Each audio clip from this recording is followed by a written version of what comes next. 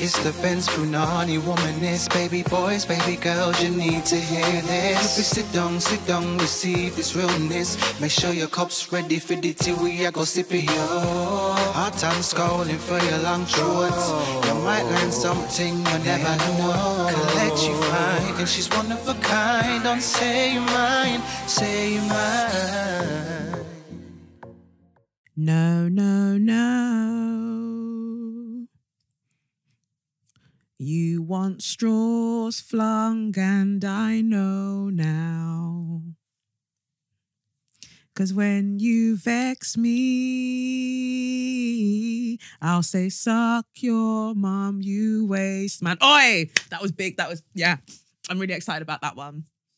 Me and Brent and I will be working on my EP. You think I'm joking? I'm going to get a full length of It's the Benz Punani Womanist, and then I'm just going to have other tracks. And then when I'm there at the Mobos accepting my awards, don't act like you didn't know. Don't act like you weren't warned, because you saw the flames. You saw the flames as they were kindling and they were growing. I told you. You were warned.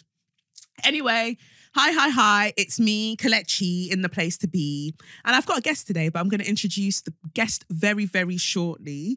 Some of you would have seen the International Women's Day Uber campaign. Thank you for all of the support and for sharing it. It had mad views. Uber were really, really happy. I was really, really happy. I got to big up Mallory Blackman, Olive Morris and Claudia Jones. And those were the people that I thought, you know what, I'll choose and I'll speak about.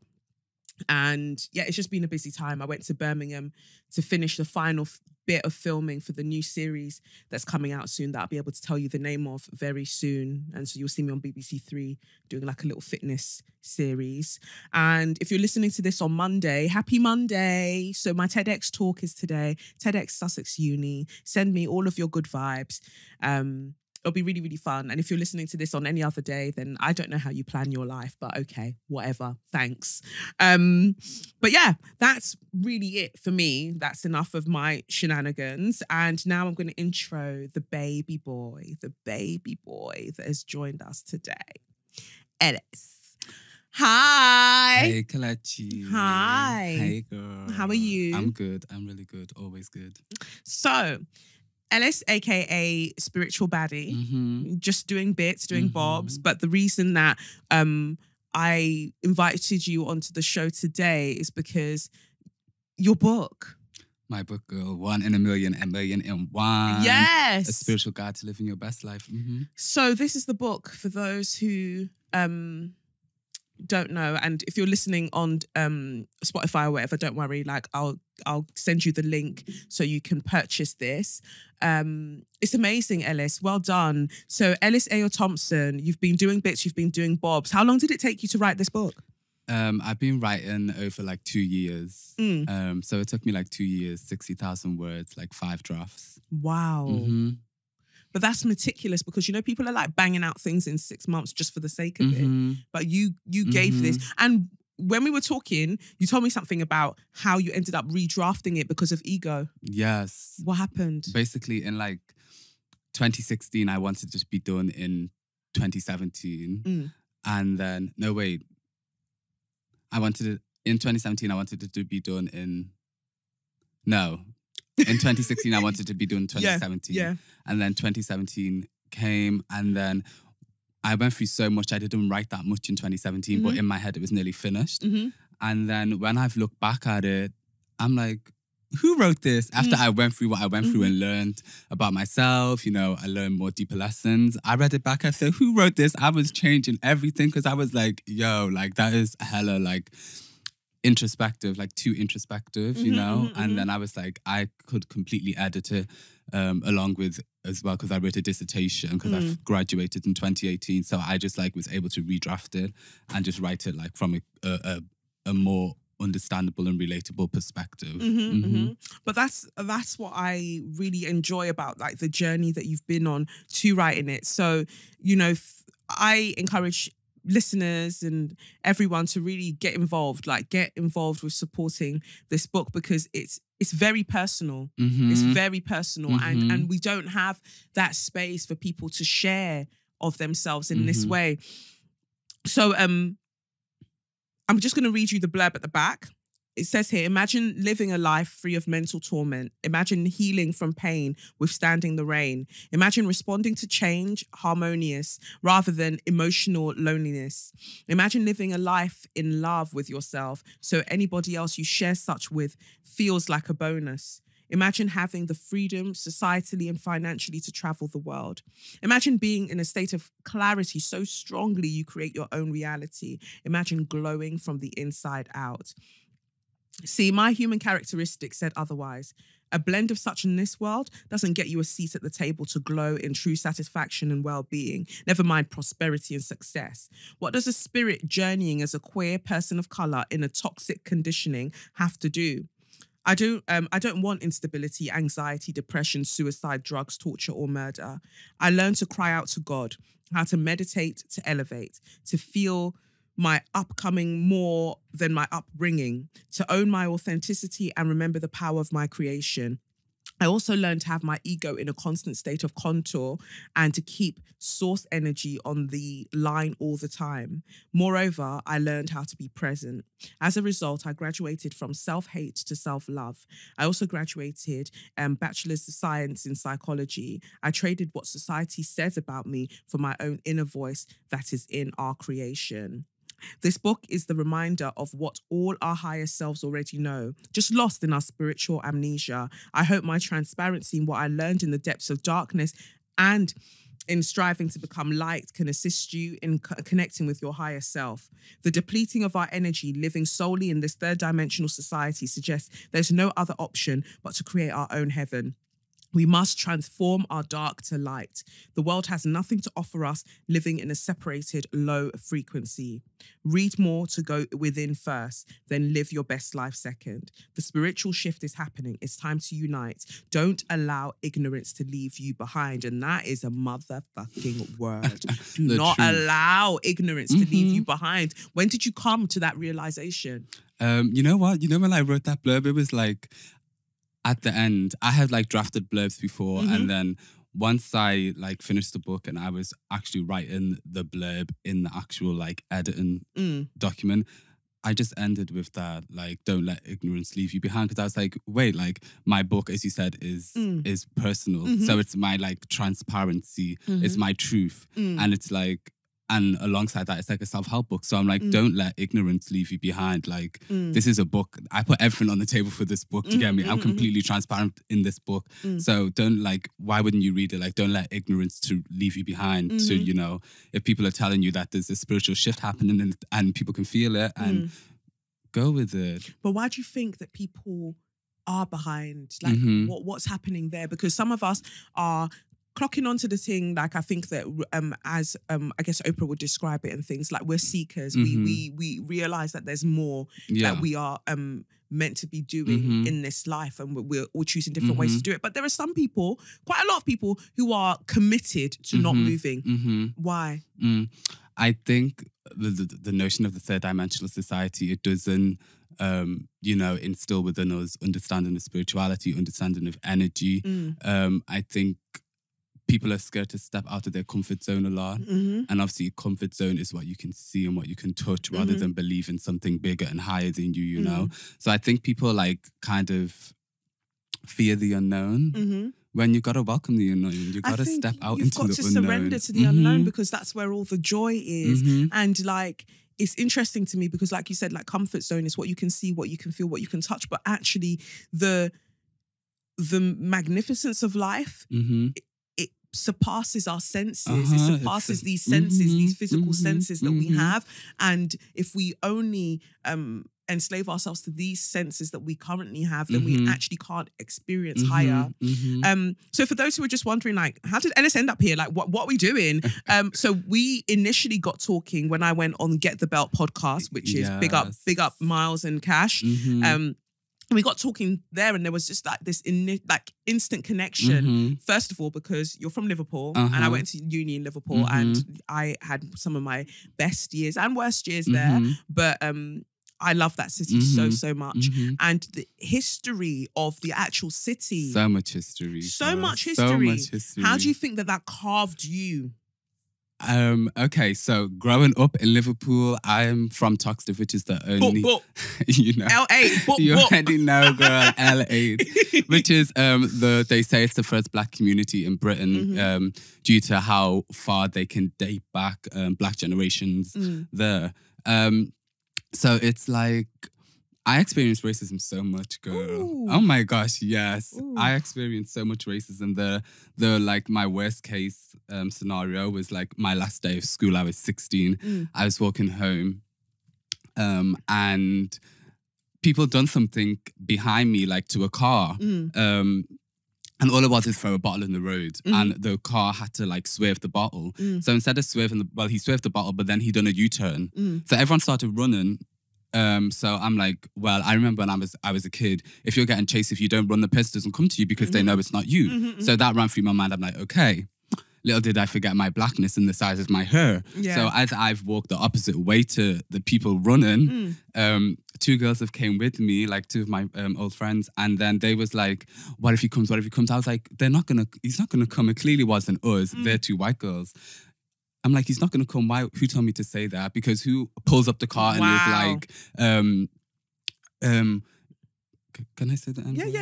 Yeah. Why does he pull up the car and he's like, you fucking nigger, you're watching I get out the car, you're a dead man. He like jumped out the car, he kicked me and he went to punch me. He's like, you're not but a slave. Go back where you come from. All that stupidness. So growing up in Liverpool, it very much taught me how not to be honest. Wow. It taught me how not to be. And it just like, I knew there was more. I had to be somewhere else to be more, that was more diverse, you know? And then when I started visiting London, I was like, I have to be here. I have to be here. But what's mad to me is that like, the first thing I noticed when I moved to Liverpool for uni was just how many biracial and like multi-ethnic people I actually saw, but just so many like mixed race people. That's what I saw when I was there. And so then I was just like, why? And then I found out about the ports and everything else, and how it wasn't just you know, the transatlantic slave trade, because we had the Tate and Lyle building there, so the sugar mills were there as well, and it was such a thriving city. So we had that. Then during Windrush, we also had that influx of seamen as well. So there were so many things that were happening.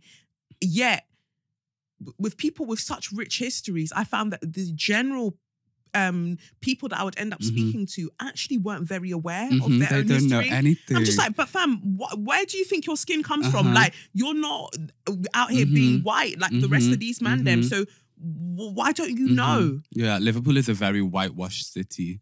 And it's so funny, the difference that I made between Liverpool and London is when I'm in Liverpool, like, I'm black. We're just black. You get me? Like, that's how we grow up. So now I come to London, everyone's like, what are you mixed with? What are you mixed with? And I'm like, I've never had this conversation this many times in a short amount of time. I'm like, damn, I'm black. Gosh. But yeah, that was interesting to me when I moved to London. So within that community, because Toxteth, working class community, first, you know, documented black community in the UK, like, you know, in terms of how long it can be dated back. But then we have people who are of, you know, there are people who over here, they'd say, oh yeah, you know, or in London, they'd be like, they're black, you're mixed. How did they identify, or were you all just together as black? We're all together as black. Like, you're the lighter shade, like you're the light brown, or you're dark skinned, you're black. Yeah, do you know what I mean? So it's just like, if you're not white, you're black. Wow. Wow. And if you're not white, that means you're subject to racism, basically. And what's your family makeup like? Yeah, like my family is very mixed. So like, my mix in this order is English, Guyanese, and Nigerian. Wow. So that's where the Eyo comes from. Yeah, Calabar.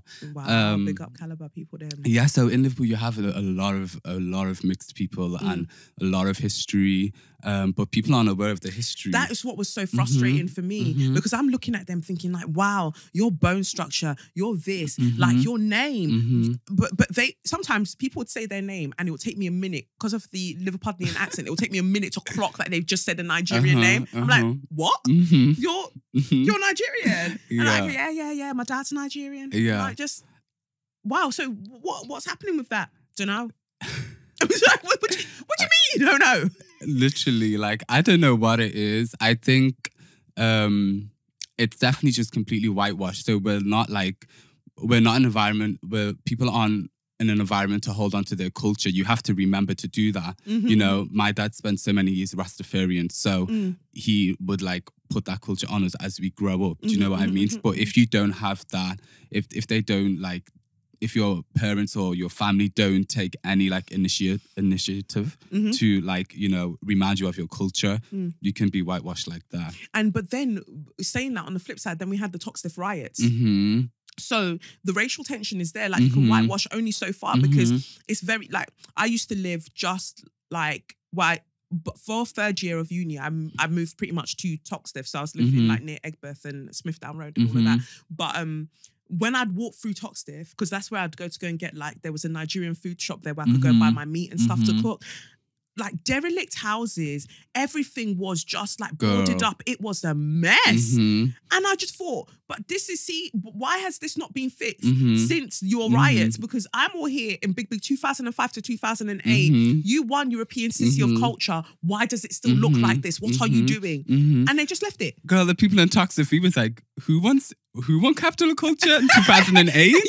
Everyone looked at each other like, huh? Like, why are we winning capital culture out of the whole world? Are you crazy? Because we're out here getting racism and everything. Right. I was like, it's a fix. I don't know what type of thing that is. I was like, no. I swear. I was like, But yeah, there's so many like derelict buildings, like houses, still to this day. But I've seen like a few...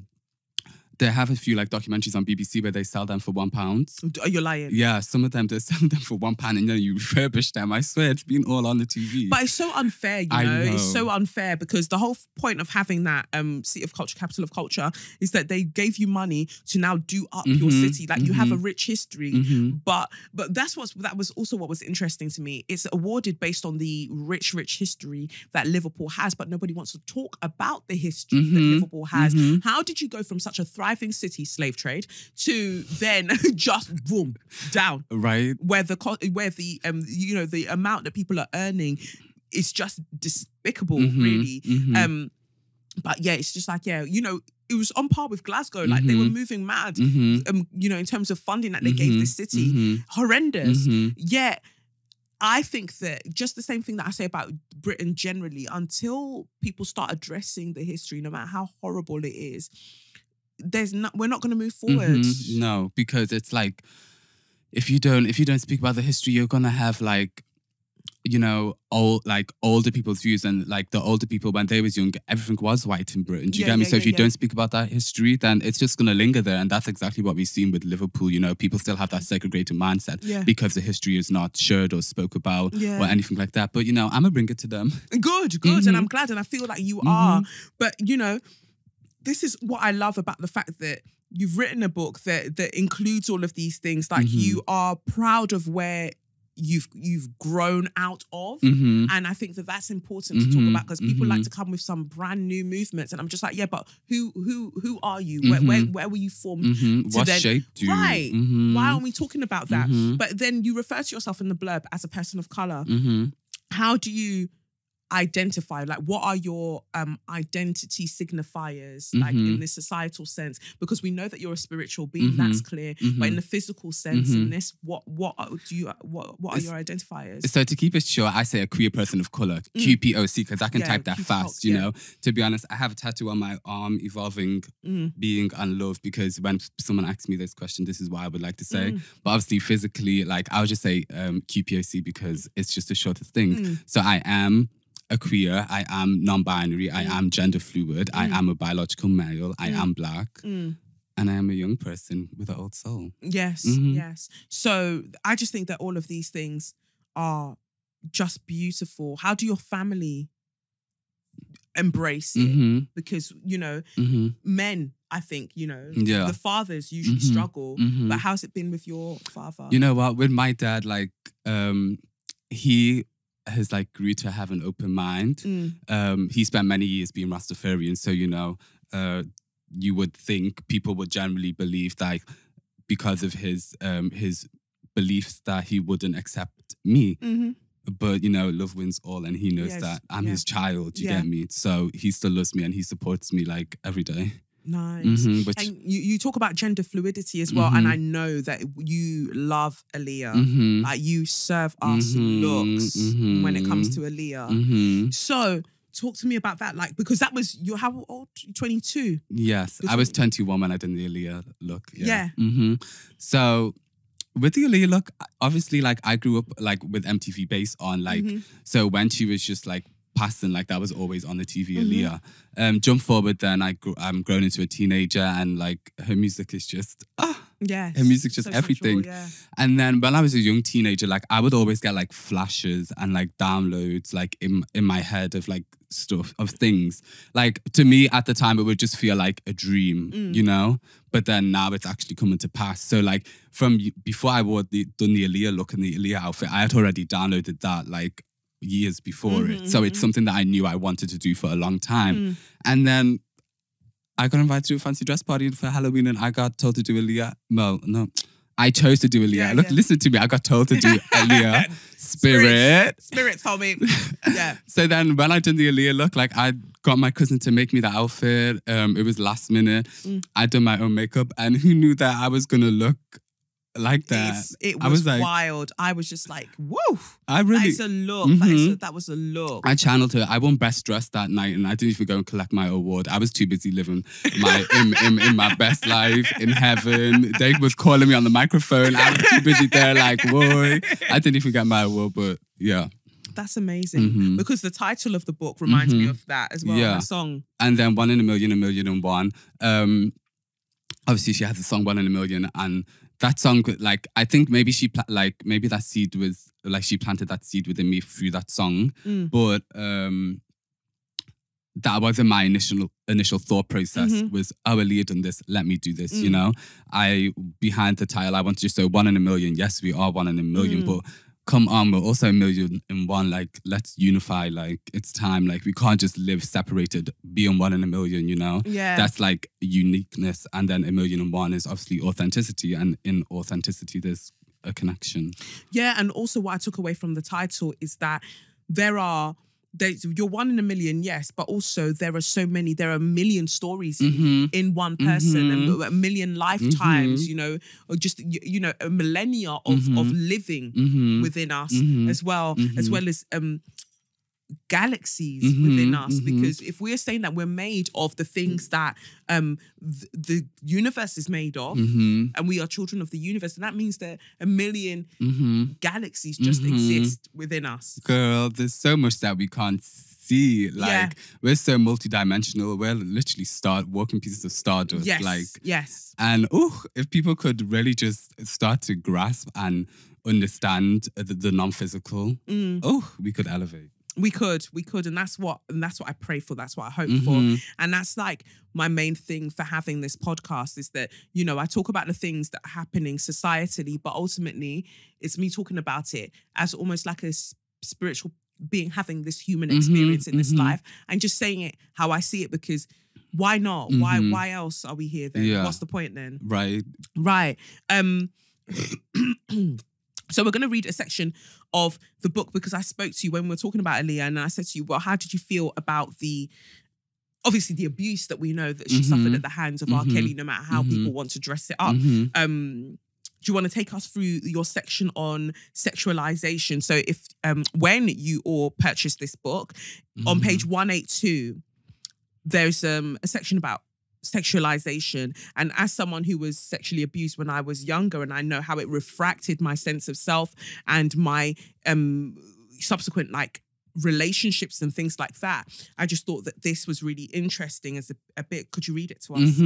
So sexualization, regarding one's sexual behavior, regardless of orientation, I think we can all agree that we live in a hypersexualized society. This is because whether you're 10, 20, 30 or 40, I guarantee many generations have been conditioned during a time the media, specifically music, has been selling sex.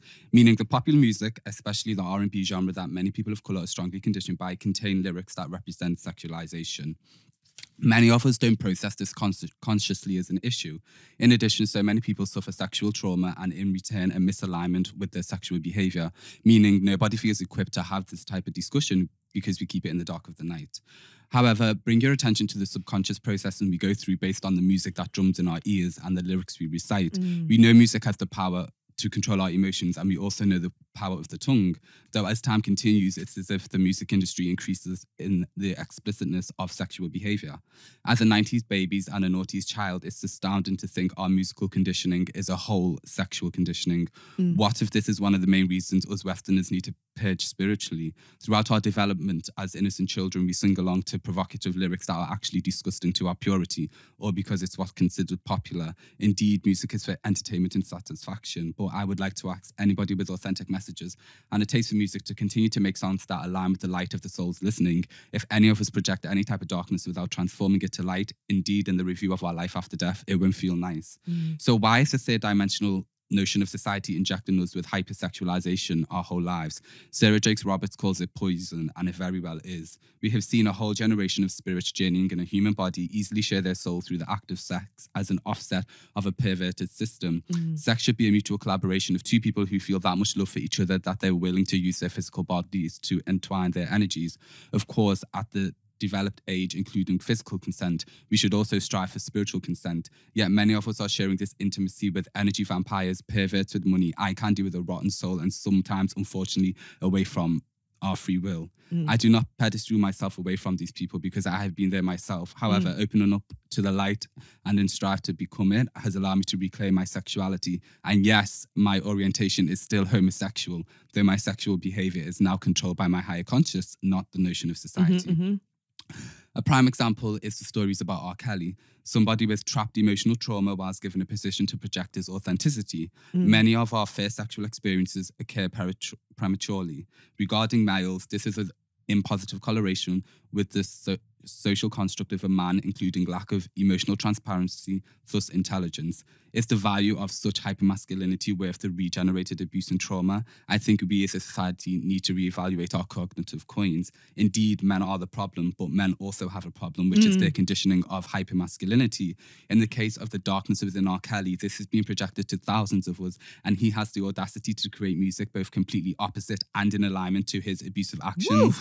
The deception of darkness is real. Understanding duality is essential. This is why emotional transparency is key for spiritual alignment and fulfilling your greater purpose. Otherwise, we can be completely led astray and not even know. Yes, that's it. Let's take it there. Let's there. Woof. Girl, that you read R. Kelly. You read him fulfill. I had to, because I obviously I was just trying to. Obviously, I was understanding it with Aaliyah in the picture as well at first. And it was just like, I couldn't get it. So I had to really just dig deep. What is this issue? Where does this come from? You know, and it's a hard pill for me to swallow, even just thinking about it, you know, and even trying to make connections. It's not nice to do. But then once you realize, okay, once I concluded with it's literally hypermasculinity, it's like, I felt a sense of clarity because I know energy is real, and I know that the divine feminine is, flowing right now, and it's going to be a better world one day. It's going to be, amen. It's going to be a better world one day. And I think that what really struck me was when you talked about R. Kelly making music that's so opposite to his predatory behavior, and some music that's actually very much aligned with it. So we existed in this cognitive dissonance with him but you gave me I Believe I Can Fly. So how are you the same bitch? How are you the same bitch who's doing all of it? So so I understand why people are having a hard time separating that song that they like. Yeah, okay, you want it for your graduation, babe, but maybe not. Because he's still alive, and whether you realize it or not, you stream the music, he gets the money. So and that's the thing. It's like with R. Kelly, you just really see his songs like I Believe and I Can Fly. You can see his alignment, right? And then you can see his other songs. He done a whole disgusting music type of storyline. Trapped in the closet. Behind closed doors and all that fucking bullshit. So then you see also him representing his trap trauma and how that has built up. And it's like, so it's like his alignment and then his misalignment. And it's like, now I like to I like understand things of like the veil is no longer there, like the dark and light mixes, and that you can see that with in that case. And when he did that interview with Gail, I felt anger. I felt so many things, but also I saw a traumatized man. I will never ever excuse his behavior. And this is what I find like some of the aunties, the celebrity aunties are doing on social media, and it makes me sick. Even the ones that aren't saying his name explicitly. It's just like, but babe, you have children. Why the fuck are you backing a man who would do these things? I understand that he's traumatized because he couldn't even seem to grasp the level of damage he's done to so many girls and consequently women. And so when he was talking, I was just like, you really don't get it. You really do not get it. And that's why it's possible to make such songs, because he separates those parts. It's all compartmentalized. They're not one being for him. And what's happening now is because the way that he's been exposed on such a major scale on social media and things like that, like you said, the veil's been lifted, and now those parts of him have to culminate, have to reconcile somehow. And he doesn't know how to deal with that. And I think that is like the case for like many men, like in regards to the trapped emo, because it all stems from trapped emotional trauma, you know? And then the shooing and the disregard of being dismissive of the divine feminine, that is where they find themselves. Right. So it's like, just because they're not, men are not supposed to, you know, show emotional transparency or show their emotions, like from, especially being a black man, you know, from a young age. And it's like, what is this view worth? Like it's a social construct, right? So it's a social construct of a man worth the abuse spread to hundreds and thousands of people. Yes, do you know? And that's not even just sexual. So many like factors that come from hyper-masculinity. You know, like hyper-masculinity. Oh, girl, greed and everything. It was. I'm like, something's not right. Something is not right. Hyper-masculinity will fucking like end the world. Yeah. Like, it's a lot, and it's about balance. It's about balance, and that's what I'm hoping for more people. That balance. So, people wanting to purchase the book, where can they go to get it? Amazon. Yeah, Amazon, just Amazon. It's available in digital and it's available in print as well. Perfect. And it's called 1 in a Million, a Million in One. So support the thing, because there's so much in there. And what I love is that, you know, when we share our personal experiences and things like that and what we've learned from it, it's not a case of everyone coming to agree with us. It's this is our life. You know, this is our life and this is what we're putting forward. And so, you know, thank you for writing this. Thank you for sharing this with us. Thank you. Part of that means everything. So let's get into the tarot then. So our collective, you know, our message for the collective. Would you shuffle the card for me? Oh, happily. Spiritual baddie will shuffle the card. So just what the collective message is, what the message is for us this week. And I appreciate that so many of you are being more open and messaging me, emailing me to say that the readings are really helping you. I'll read out a couple of letters in a bit. Like, it means a lot to me because I take this really, really seriously, and it's a way for us to just help each other and get general advice. So you can pick out a card for us. Nice. Oh, Queen of Wands. I think that this is great. This is really, really great in terms of energy. Like, Queen of Wands, she's one of my favorite cards in the deck because she just looks like she's about her shit. Like, the Queen of Wands, she's just there, very regal, very sure of what she wants to manifest. And as we're slowly moving into springtime as well, I think that this is the time that we start to see the fruits of our labor. Like, she's given us that fire energy. She's given us just like all of that. She's bringing fire to the table. And I think that we're being asked as a collective to really delve into our inner fire. Like, this is not a time to be meek and mild. You've done that for so long.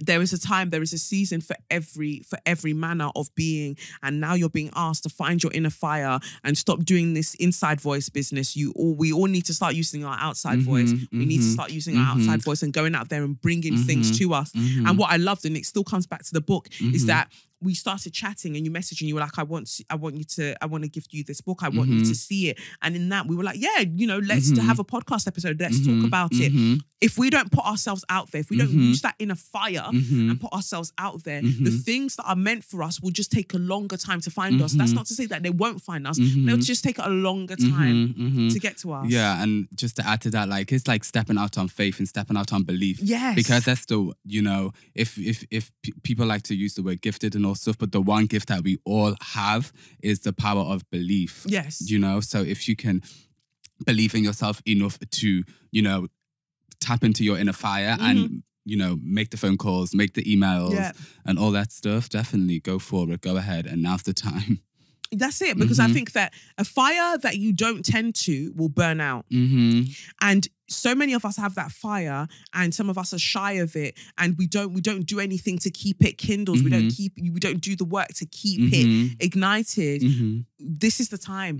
This is the time. And it's funny because in my book I actually say like, you know, like I'm no different than anybody, you know, but the fire inside me burns brighter than the fire around me. And I want everybody to have that belief. Know that we have this inner fire within us that will always burn brighter than the fire around us, you know? So you can't get burnt if you're so bright, you know? Yes. And it's again that phoenix energy, not being scared of the flames, not being scared of it, because sometimes it will consume you, but that's done so you can have a rebirth. So even if you feel like what the issue is right now with that Queen of Wands energy is that you feel like the fire is taking over or is consuming you and you don't quite know how to work through the process of change, just understand that you come out more beautiful for it. You come out stronger for it. So just really channel your Queen of Wands energy, channel that energy of just knowing that this is your season, this is your time. Use that fire and do what you need to do. Could you pick an affirmation card for us? Sure. Shall I shuffle them? Yeah.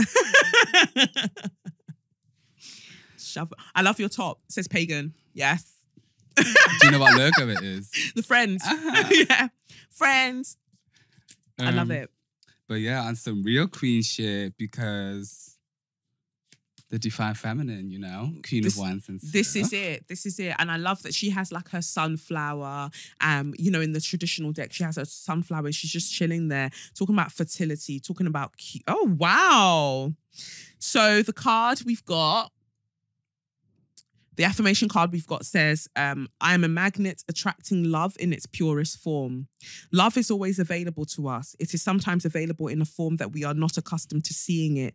Trust that you are love and therefore you attract love. Look for love's presence everywhere you are. I love that.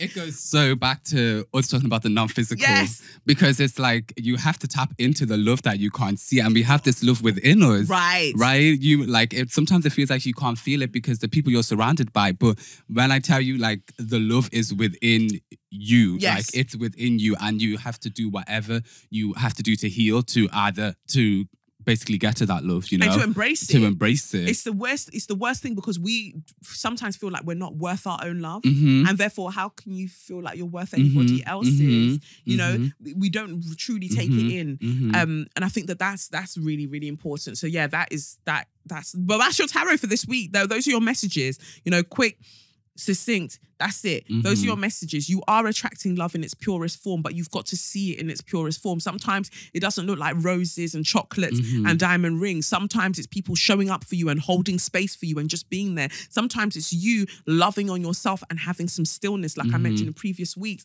Like, find love in its purest form without the capitalist, hyper-consumerist narratives around love. Really think about what love is and what it isn't.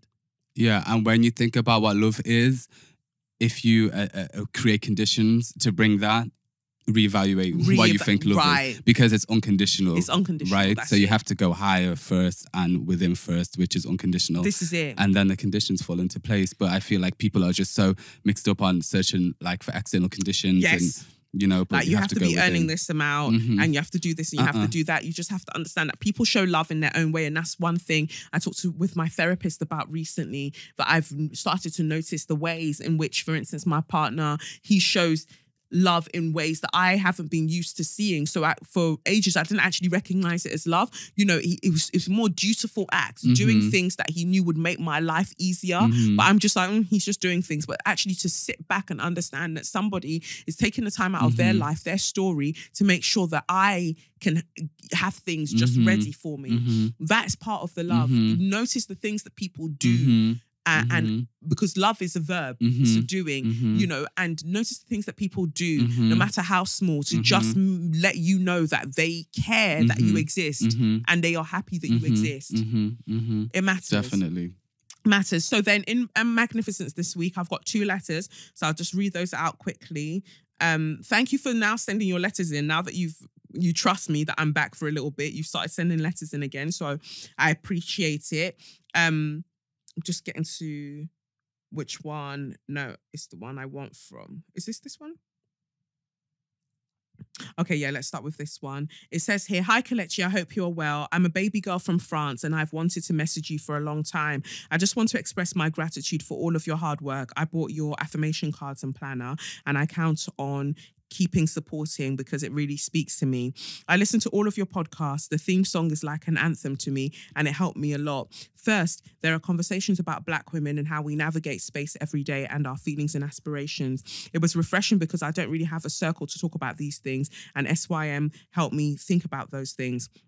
But the thing I really want to thank you for is therapy. I just came from my first session with my therapist, a Black woman, so rare in France, and it was freeing. I realized that I've taken the loads of everybody and neglected myself.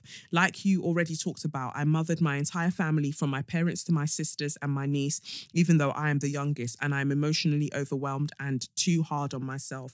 You were one of my biggest inspirations to seek help and to take care of my mental health. Every episode made me think about myself personally or professionally. It dragged me for the better version of myself. I know you are doing a lot and taking so much abuse along the way, so I commend you. You are truly a leader for Black women everywhere, especially on social media. I don't know how you do it because I want to share my views, but I feel like you have to let people into your life for your content to be authentic, and I'm not so much on social media and I'm extremely private. Sally is so great and on point. I feel you should have a TV show with everything and can't wait to see you on screens, especially in Black Panther 2. So thank you for everything. You are truly appreciated and I wanted to express my gratitude because it helps me being the better version of myself. P.S. There is a big card on my home desk saying, be comfortable or be excellent. It can be great for your merchandise. Thank you. Thank you. I haven't utilized that one. Be great or be excellent. I'm sorry, be comfortable or be excellent. I feel like those are choices that we have to make. Yeah. And that's just what we spoke about, the comfort zone. Right. Do you want to be comfortable? Do you want to stay in your comfort zone and continue to fear the unknown? Or do you want to be excellent? Do you want to get done what you said you were coming to do in this life? Don't settle for safe. That's what I learned through Sarah Jakes Roberts. I was like, she has a book called Don't Settle for Safe. And it's like, you're either going to be safe in your comfort zone or you're going to step out into faith, not fearing. Yes. Because you know that you are going to attract all things positive. That's it. And I feel like there can only be great experiences coming from that. And so we've got another letter. And I like that to mention therapy because if anything, sometimes we do podcasts, we do things, right? And you're just like, is it having an impact? Not an impact in terms of numbers. I don't really give a shit about numbers, but is it having an impact? Like, are the people who are listening, do they feel better for it? Or am I sapping their energy and making them feel like, what am I leaving them with in that transference, you know, in that exchange, that spiritual exchange whenever they listen to this podcast? And I always want it for people to listen and go out and be like, you know what? I am that bitch, try me. And to go out into the world and take what is theirs and really own it. And so sometimes when I get letters and women are talking about, you know, I've now got into therapy, it means the world to me because I'm just like, yes, like that is what we should be doing, caring for ourselves. Yeah, and just kickstarting, you know, somebody else's self-care journey. Let's go. You know? Let's go. And that message is lovely. I loved when you read that. Read the next. Next one is, hey Kelechi, I wanted to nominate you for Share Your Magnificence this week. You know, Kay, when you write SYM this week, I don't know whether you're telling me to suck my mum, but no, she put at the title, Share Your Magnificence. I wanted to nominate you for SYM this week because it's remarkable how powerful your energy permeates through the podcast. I'm not a new listener, but in the last few weeks, I've been catching up with older episodes while simultaneously figuring out my life, self-actualization, my relationship with God, my career path, etc. And I really think God has been speaking to me through your podcast, because every single tarot reading, even with the older episodes from summer 2018, are relevant to my everyday. Everything has been so on time. You've helped me through in so many ways, taught me so much about myself as a young 23-year-old Black woman and standing in my truth. And God has blessed, validated me through you. I'm grateful for you and your work. Bon Dieu, Benue. God bless you in Haitian Creole. Thank you. Oh, That's beautiful. That's amazing. So you're all sharing with me my perceived magnificence, but for you to write into me, that's magnificent, because you're here celebrating another Black woman who's just out here celebrating another human, another soul. And that means a lot. So then the last one is from a baby girl. She says, "Hi, Kelechi, I hope you're well, particularly after the comic relief fuckeries of last week. Thank you for the blessing that is the most recent SYM episodes. Their return has re-emphasized how pivotal and necessary they are for me. I've also switched from SoundCloud to YouTube, and watching your mannerisms and your facial expressions adds extra spice to the proceedings. Love it. Do you think you will reactivate your Patreon account? I did enjoy being able to contribute monthly to the wonderful world of SYM, so it would be great if you do." Yeah, I'm considering it. And also just stopping there quickly to say thank you to everybody, absolutely everybody, who sent me DMs, who sent me emails to ask how they could support the podcast the way that Demetrius did. Thank you so much, because it just means that I've been able to pay for so many more sessions to record the podcast. It's really, really nice of you, because it means that then I can focus on the studio and do other things and not worry about finances for covering the podcast, because, money goes into it. So thank you so much. 2 slaps on your chest for everyone who's been, doing that and supporting in that way. I'm not sure about Patreon, but I'll have a think. So anyway, back to the letter. It says, "I just wanted to share some general magnificence. The past month has been full of fuckeries and nonsense at work, more than usual. It's exhausting, draining, and I have struggled to know how to deal with it all without losing my mind. As I reflect on the number of times you've said you don't have a boss besides the Almighty, I recognize the power in that. When I want to pop off, I'm incredibly mindful that I do, and it usually holds me back. Anyway, Sha, when you came to speak with us, I remember you saying to me as we were walking out that it's important to be kind but not nice. 2 separate things that has really resonated with me this week. So while I haven't lost it, I've very loudly been stating clearly to members of staff, I may be a kind person, but I'm not a nice person. It has certainly brought a few people up short, and I watched the immediate response of, "Oh, that's not true," die on their lips when they clock my facial expression. I'm not playing with these people anymore. I cannot come and kill myself. So thank you for those words. A month ago, I also started therapy, and I absolutely wouldn't have done that if it wasn't for SYM. The impact of it, the impact that it has had on my well-being, my sense of self, my ability to unpack the dark abyss of blackness that my heart and soul were lost in, dramatic much, lol, but that's what she wrote, dramatic much, has been indescribable. Being able to admit that I have been sad for so long, to acknowledge that my family drained me, the weight of my duty and responsibility exhausts me, the fact that I feel my feelings are never anyone's priority, including mine, sis, it's a lot. But I realize that I wake up in the morning without this heaviness pressing on my chest. I'm able to pray from a genuine place. I am hopeful. I know I still have a long way to go. I haven't even delved into much of what burdens me, but I'll forever be grateful that the Almighty directed me to you through SYM, so thank you. And finally, I received a message from an ex-student of mine who got into an internship in India for the summer with a substantial financial grant. This was a young woman who believed she couldn't leave home for university because her mum needed her. Her father didn't trust her to go away. Another young woman shackled by duty and responsibility. I supported, encouraged, researched, did all the things until she felt strong enough to do what was best for her. From planning to go to an average university so she could commute from home, to moving to Surrey to study English Lit and Law, to now having the opportunity to go to India, makes me so proud of her. I usually have at least one story like this from each group of alumni, but it was particularly uplifting now as I consider whether I'm in the right place and if all this nonsense that I deal with on a daily is worth it. These stories remind me that it is, for now.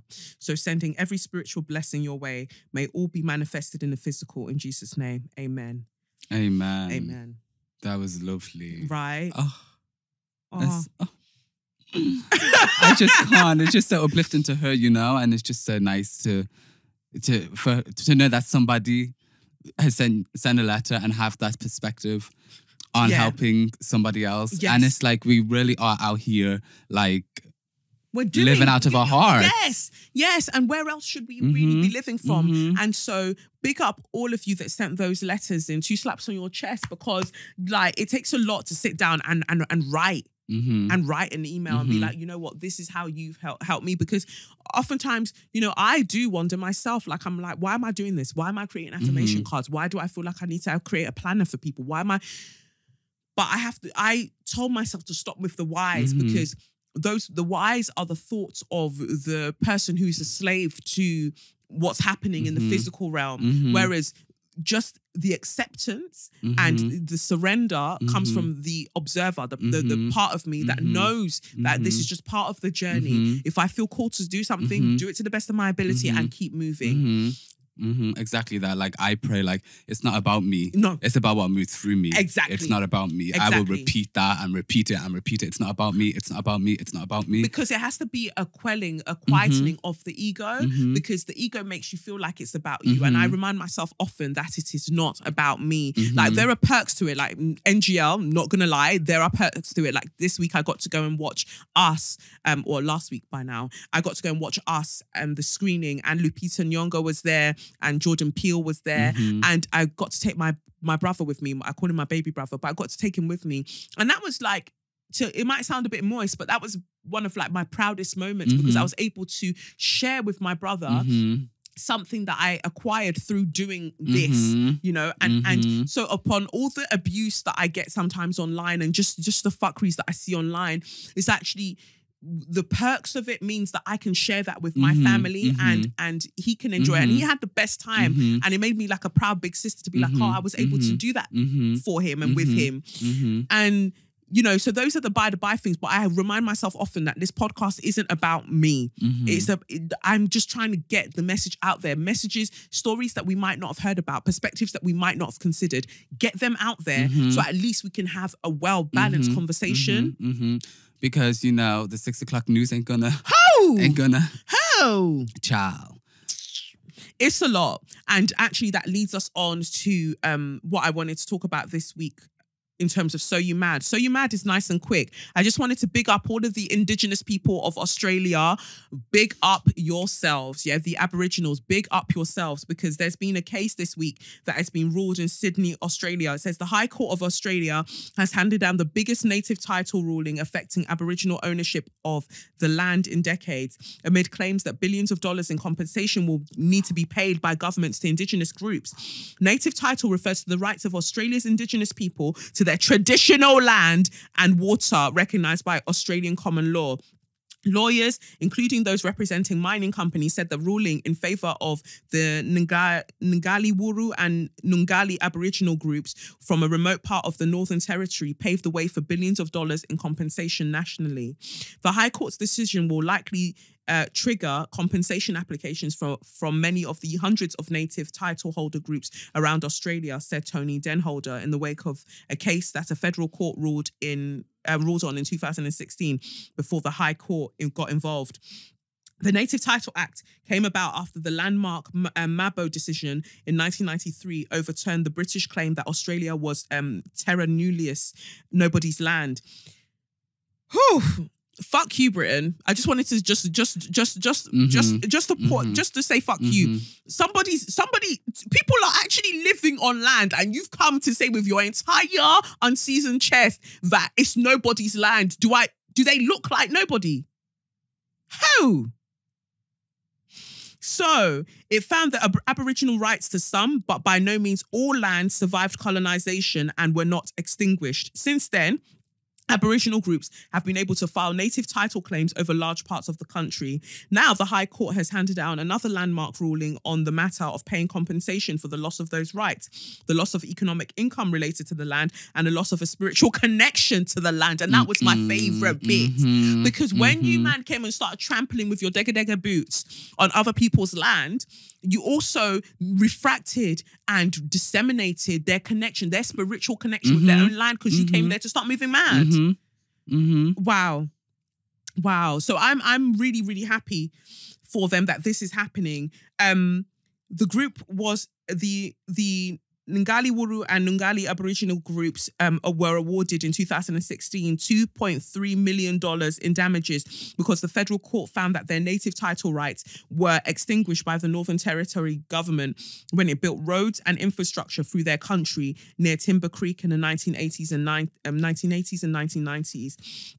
About 1 million of that was for spiritual harm, which the Northern Territory and federal governments argued was excessive, but the High Court this week disagreed.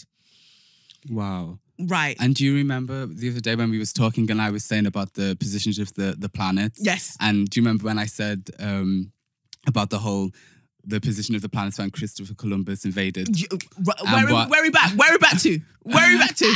Tell the people. Basically, when Christopher Columbus invaded America all them years ago, there was like 3 specific planets in a certain sign. The specific planet Pluto is the main point because Pluto obviously takes so long. It hasn't done a full circle, you know. However, where it is now today is like opposite to where it was when Christopher Columbus invaded America and obviously caused so much harm, abuse, murder, rape, all that shit. Yeah. So now Pluto is on the opposite side, and the other 2 things are on the opposite side. So basically, it falls into like the signs in the houses that are responsible for like the repaying of like karmic debt, time and karma.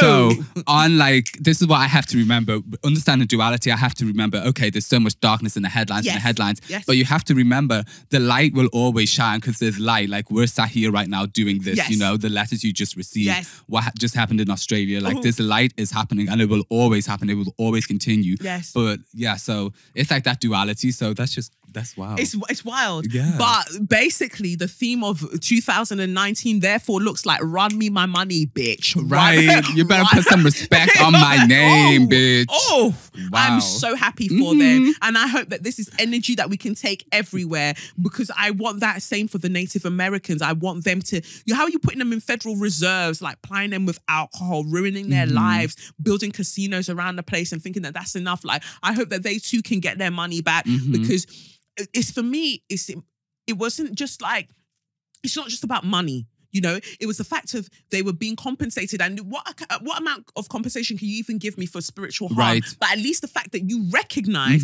that spiritual harm was done, that is a big step in itself because we have all been spiritually harmed. Like the fact that you just read that out, the last part, and they said, and spiritual something. I was like, okay.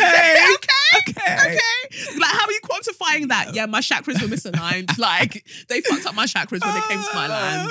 Like, it's a big deal. It's a major deal. So, you know, I'm so happy for you, the native people of Australia. Like, keep getting your things, get all of your things back you deserve. I want the same thing for South Africa. Get your things back you deserve because the violence has been too much, and it's even violent when people want to argue now. But like, well, but I'm a white South African. You're not. I'm not doing it with you. I'm not doing that with you because you know your history. I know your history. You can't claim to be from somewhere where you shed so much blood to acquire that identity. I can't get with that. I can't get with that. So I think that is interesting in itself. But our last section for this week is obviously Straw of the Week, aka Suck Your Mum.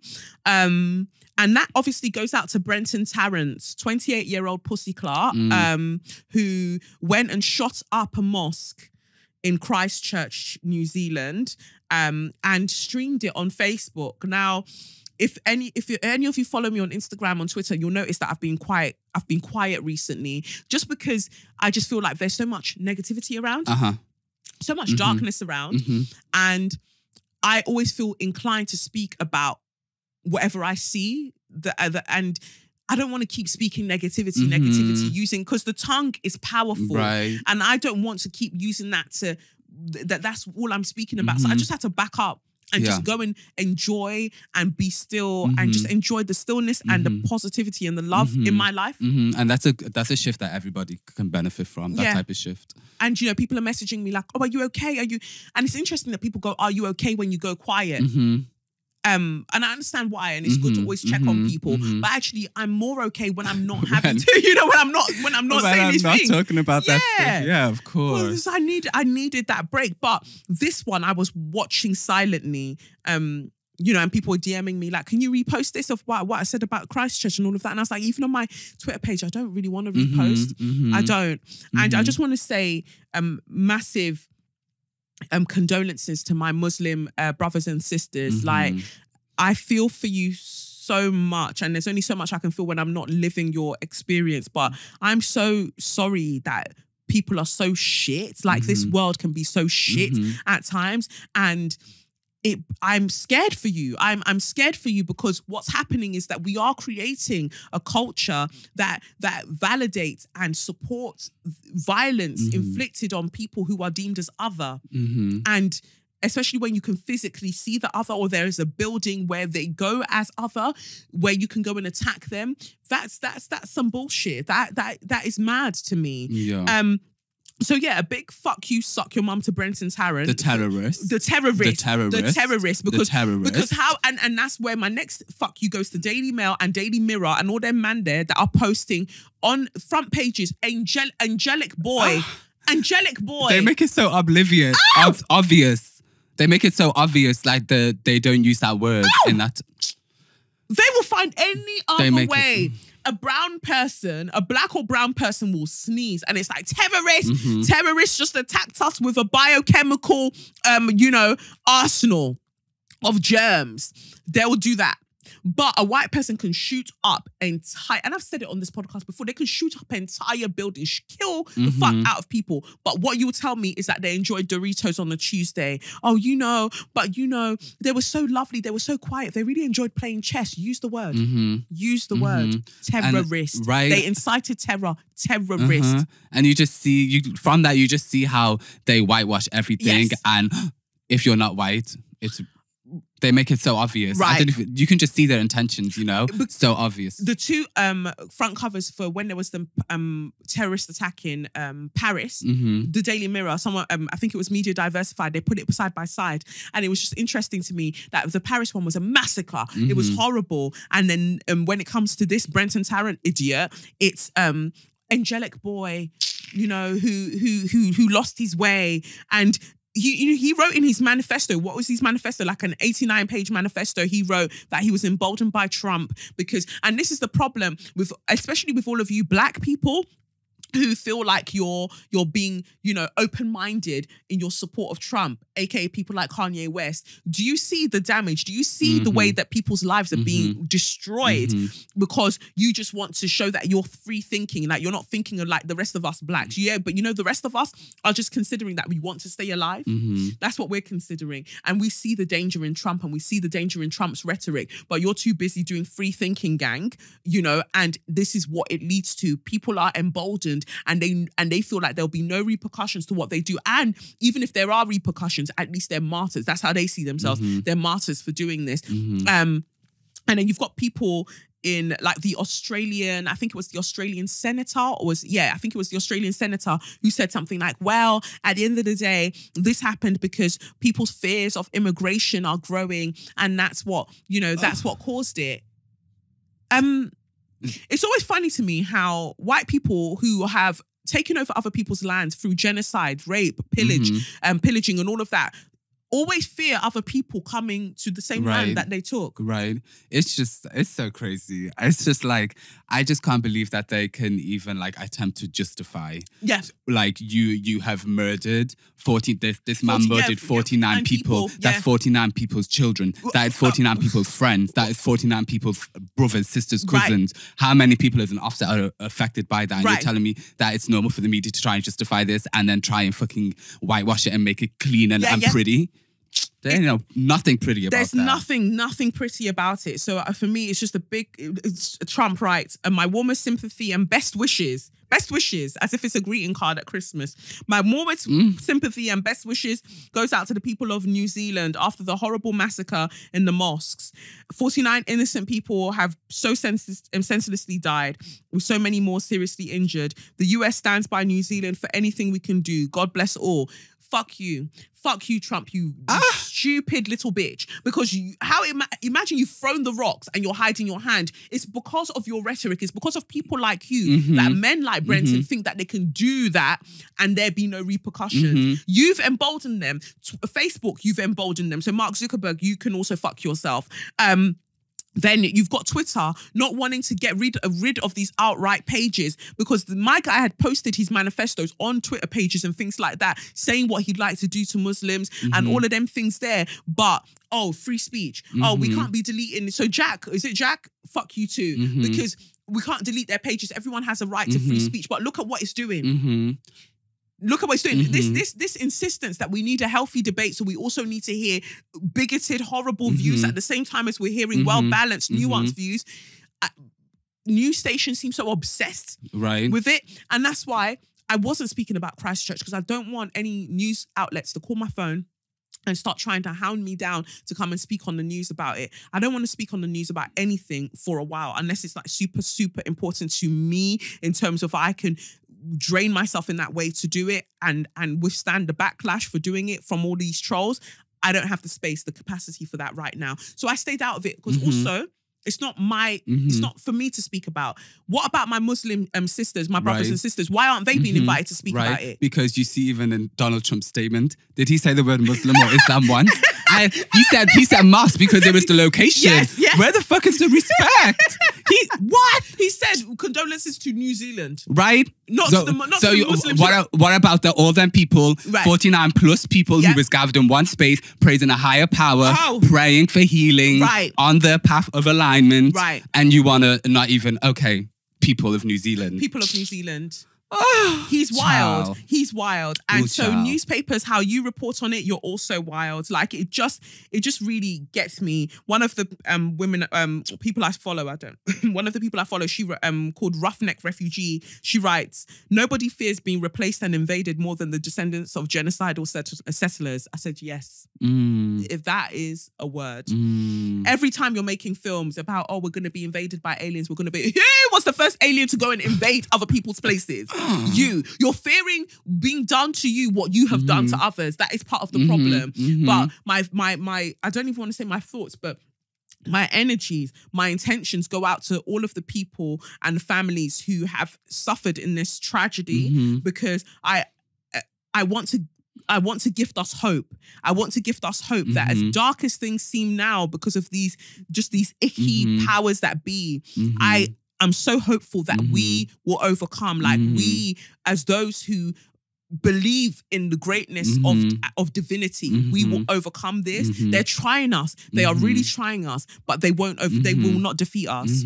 They will not. The light will always win. The clean-hearted will always win. Amen. Always. Amen. So I'm really, really sorry, and I implore all of my Muslim people, all my Muslim brethren, like, protect yourself. Be very, very vigilant during these times. And I hate even saying that because you're hyper vigilant already because of all of the fuckeries that happens on a daily basis. But please just be gentle with yourselves and really love on yourselves hard, love on your families hard, because we don't know when these wild people are going to show up again. These terrorists are going to show up again. But we love you. We love you. Right, and I respect Islam so much. Right? Girl. There's so much wisdom in that.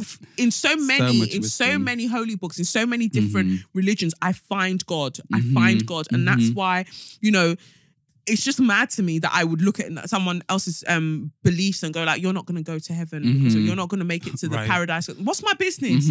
What's my business? And actually, as you said in the book as well, it's about us making a heaven. We got to create our own heaven on earth, whatever way that is for us. This is it. As long as it's light and positive and we ain't causing harm to nobody. Right.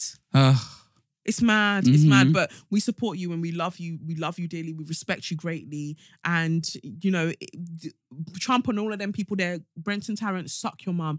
And whatever suffering can be given to you on this earth and in the next, that's what you should get, you bitch. So that's it for this week. So Ellis, aka Spiritual Baddie, where can people find you?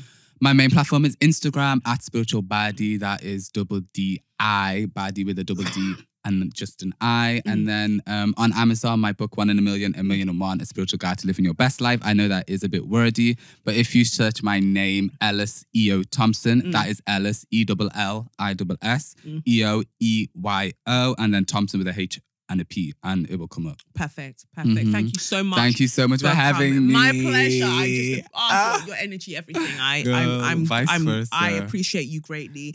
Well, I have been Kelechi Okafor, and this has been SYM. Did I even introduce it at the beginning? Soz, guys. This has been SYM, officially known as Say Your Mind, unofficially known as What? That's right, Suck Your Mum. Thank you so much for watching, for listening. I wish you all an amazing week. I wish you all of the best things, and I want you to protect yourselves, look after yourselves. You know where to find me, at Kolechnikov, at Say Your Mind Pod, all of them things there, and I'll be speaking to you soon. Peace. It's the Benz Brunani womanist, baby boys, baby girls, you need to hear this. Sit down, receive this realness. Make sure your cup's ready for the tea, we are go sip it, yo. Hard time scrolling for your long shorts. You might learn something you never know. Collect you fine, and she's one of a kind. Don't say your mind, say your mind.